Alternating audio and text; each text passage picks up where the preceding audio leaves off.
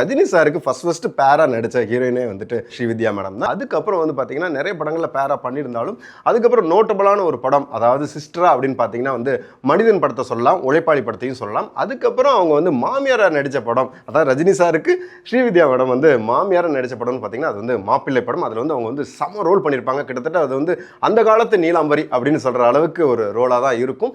அதுக்கப்புறம் அம்மாவா நடித்த படம் தளபதி, யாராலையும் மறக்க முடியாது. அதுவும் அந்த சின்ன தாயவள் சாங்கில் வந்துட்டு ரெண்டு பேருமே போட்டி நடிச்சிருப்பாங்கன்னு சொல்லலாம். அந்த படத்துலையுமே வந்து அந்த அம்மா மகன் அப்படிங்கிற ஒரு ரோல் வந்து ரொம்பவே எந்த இடத்துலையுமே நம்மளுக்கு வந்து ஐயோ இல்லையே இவங்க ரெண்டு பேரும் பேரா நடிச்சிருக்காங்களே, இவங்க ரெண்டு பேரும் அக்கா தம்பியா நடிச்சிருக்காங்களே, இவங்க வந்து மாமியார் மருமகன் நடிச்சிருக்காங்களே, அதே மாதிரி எந்தவித எண்ணமும் நம்ம மனசுக்குள்ள வராத அளவுக்கு அவங்க வந்து ஒரு பக்காவான ஒரு அம்மா மகன் அப்படிங்கிற கேரக்டரில் அவங்க வந்து அந்த படத்தில் நடிச்சிருப்பாங்க. அது வந்து எல்லாருக்குமே வந்து பிடிச்ச கேரக்டர் அண்ட் பிடிச்ச படம், பிடிச்ச ரோல்னே சொல்லலாம். ஏற்கனவே சொன்ன மாதிரி உங்களுக்கு நடிப்பு திறமை மட்டும் இல்லாமல் பாடுற திறமை அண்ட் நடன திறமையும் இருக்குன்னு சொல்லியிருந்தேன். அதில் வந்து முக்கியமாக பார்த்தீங்கன்னா பரதநாட்டியம்ங்கிறது சொல்லியிருந்தேன். அதில் இன்னொரு முக்கியமான விஷயம் என்னென்னா அவங்களுக்கு வந்து மோகினி ஆட்டமும் நல்லாவே தெரியும். அதுலேயுமே வந்து அவங்க வந்து கை தேர்ந்து நடன கலைஞராக தான் இருந்தாங்க.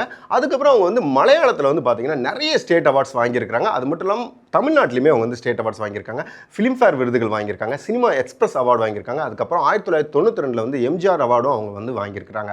இது மாதிரி எல்லாமே வந்து பார்த்தீங்கன்னா அவங்களுடைய ஆக்டிங் திறமைக்காக கொடுக்கப்பட்டது தான் சொல்லணும். ஏன் அதை சொல்கிறேன்னா அவங்க வந்து பல நூறு படங்கள் பண்ணியிருந்தாலும் எதுலையுமே வந்துட்டு அவங்க வந்து ஸ்டீரியோடைப் பண்ணுற மாதிரியான ஒரு நடிப்பு இருக்காது. எல்லாத்துலேயுமே ஒரு சின்ன சின்ன வேரியேஷன்ஸ் கொடுத்துருப்பாங்க. அது வந்து மாடர்ன் லுக்காக இருக்கலாம், அது வந்து ஒரு ஹோம்லி லுக்காக இருக்கலாம், அல்லது ஒரு சிட்டி சைட் லைஃபாக இருக்கலாம், அல்லது ஒரு கிராமத்து லுக்காக இருக்கலாம். எல்லாத்துலேயுமே வந்து ஆப்டாக பிறந்த அளவுக்கு அந்த கேரக்டருக்கு வந்து ஒன்றி நடிச்சிருப்பாங்க ஸ்ரீவித்யா மேடம். ஸ்ரீவித்யா மேடத்தோடைய கடைசி படம்னு பார்த்தீங்கன்னா அது வந்து சுந்தர் சி சார் இயக்கத்தில் பிரசாந்தோடைய படம் தான். அது வந்து லண்டன் படம் தான். அந்த படத்தில் தான் வந்து அவங்க வந்து கடைசியாக நடிச்சிருந்தாங்க. அதுக்கப்புறம் வந்து மலையாள படத்தில் வந்து ஒரு படம் நடிச்சிருந்தாங்க. இது வந்து 2006 வந்து ரிலீஸ் ஆயிருந்துச்சு. இதுக்கப்புறம் வந்து அவங்க நடிக்கல. அதுக்கப்புறம் வந்து அவங்க வந்து இயற்கையை ஏதிட்டாங்க.